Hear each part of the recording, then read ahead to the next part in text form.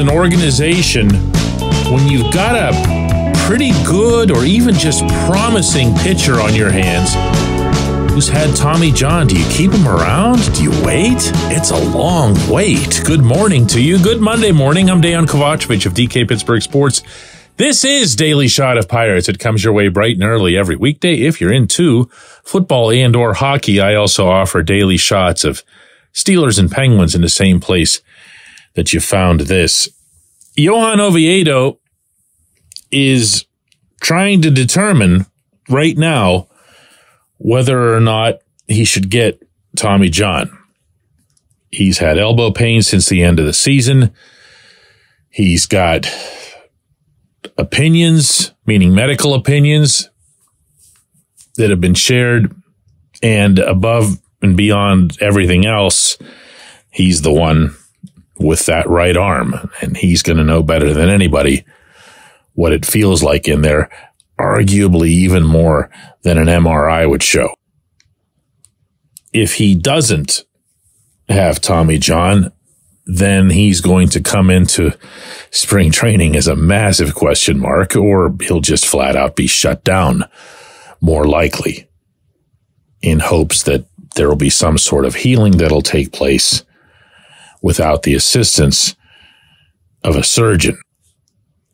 Now, I got to tell you that in my experience in covering baseball, that anytime a player / agent even dares to mention Tommy John, they end up in somebody's office the next morning, and a couple hours later, you get the press release from the team that they had the procedure. That's just how it goes. I don't want to wish that, certainly, upon Johan, who's a pretty good dude that I got to know pretty well over this past summer. But that's probably the way this is going to play out. And again, even if it doesn't, you're talking about a pretty long absence, and you're definitely talking either way about not being able to count on him for your 2024 rotation. And, you know, that kind of hurts the process, doesn't it? Meaning the whole thing. Because what have we been talking about here? Not just in recent days since Major League Baseball's free agency opened, but for months now. The Pirates need to stack more starters on top of Mitch Keller, and of course, once he arrives, Paul Skeens, and then I would always throw in Oviedo because he just went through a full season. And he looked like one of those guys that was going to be the durable types. You know, you'll hear occasionally baseball people refer to certain frames of pitchers as being like the horse, like a Kurt Schilling type, someone who just looks like they're an automatic, 32 starts, 200 innings, 180 strikeouts, the whole deal. And Oviedo has some of that, definitely, to his appearance. And he has some of that to his makeup as well. He's got kind of that tough dude vibe about him when he's on the mound. But you just don't know. Nobody ever knows with these things. They can study this stuff into eternity, and I don't think they'll ever have all the answers. This much is certain. Whatever urgency there had already been for Ben Cherington to go get himself a couple starters, he might at least have to think about going from 2 to 3, meaning in the significant pile. Even within the realistic scenario that they won't be spending top dollar in free agency because, they're the Pirates. They never do. I happen to be of the opinion that the best way to solve this would be to improve your pitching instruction and your biomechanics instruction, and you know where this is going, right? Yeah, fix your younger guys that you've just screwed up. Do that. Fix Rowanzi Contreras. Fix Luis Ortiz. Fix Quinn Priester. And you know what? By the way, even though it is an inexact science, how about not having a half dozen pitchers undergo Tommy John every year? How about that? How about asking some harder questions? How about asking internally if Oviedo specifically didn't have too big a jump in innings year over year. Hint, he did.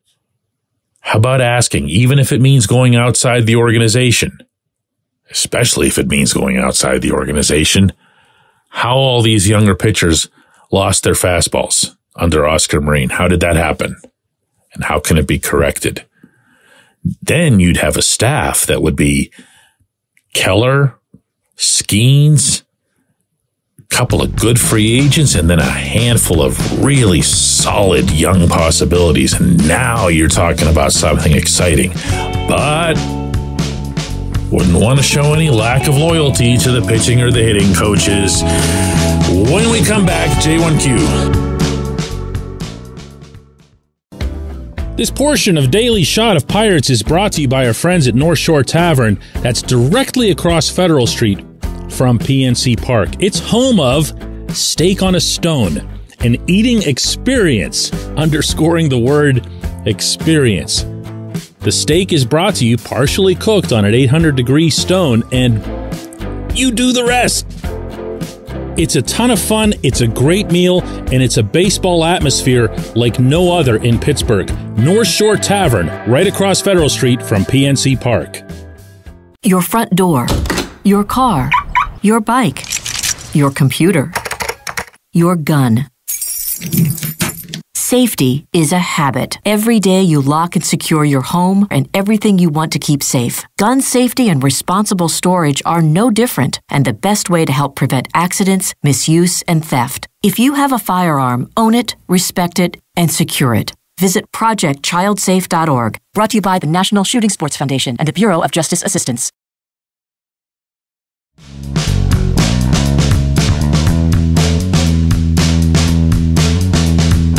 Today's J1Q comes from Greg, who says, DK, with Johan Oviedo going down and O'Neal Cruz losing a year of development, I can't see the Pirates pushing for a playoff spot. The only hope is that Ben Cherington can sign a really good trio of starting pitchers and a power-hitting first baseman. See, that's just going to be tough.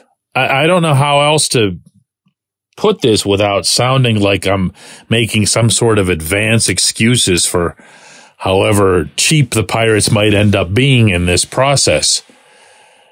But if you look over the market for free agent starting pitchers, you'll see that there's obviously the really high end where only a handful of teams are even able to shop. And then you're going to see that there's a middle group, and the middle group isn't going to excite anywhere near as many people. But that's probably where the Pirates have to be, not because they're cheap, but because that's just the way the system is. There are teams that just have tons more, legitimately tons more money than they do. So if you get two of them, if you were to get two in this mid-range, I'm telling you, I'm okay with that. Only because of Paul Skeens. He can change the dynamic, not just of this rotation, but of this team. You know, when you have two top shelf types in your rotation, everything gets a whole lot easier. You're able to now do different things with your entire pitching staff. You're being smart with innings. You're being smart with usage. And if you've got a couple of these other kids, that's why I refuse. I'm sorry to take my foot off that particular gas pedal.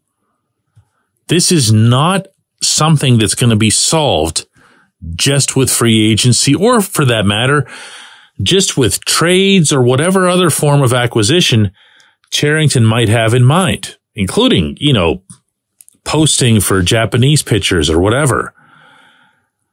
It's going to take a lot of different things and some unexpected means to make this work. There are more slots to fill. And yeah, you're right. They do still have to go and find the first baseman and pay the first baseman.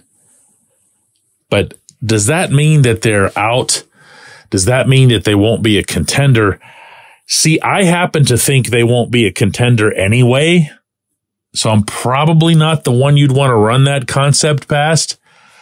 I don't see how, when you're in this kind of natal stages of Henry Davis, Andy Rodriguez, and Skeens, and a couple other guys, where you're just going to have this rocket ship-like launch. And remember, that's what it's going to take.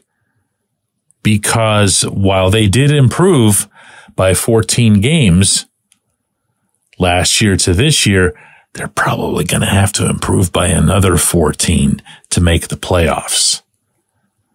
So you're counting on Davis and Rodriguez and Skeens, and I'm sure you'd have to throw in Leo Verpagero. You mentioned O'Neal Cruz losing a year of development. I don't think it's as much about his development. I think he broke through. He broke through before he got hurt. He was all the way a big leaguer. What's going to obviously hamper him is that he's just going to be really rusty. He hasn't played competitive baseball in a year. I mean, in a baseball year. But by the time next season rolls around, it'll have been a full calendar year, unless, he gets some activity in other forms. Can he just pick up where he left off? I don't know. There's a lot of I don't knows, though. I appreciate the question. I appreciate everyone listening to Daily Shot of Pirates. We're going to do another one of these tomorrow.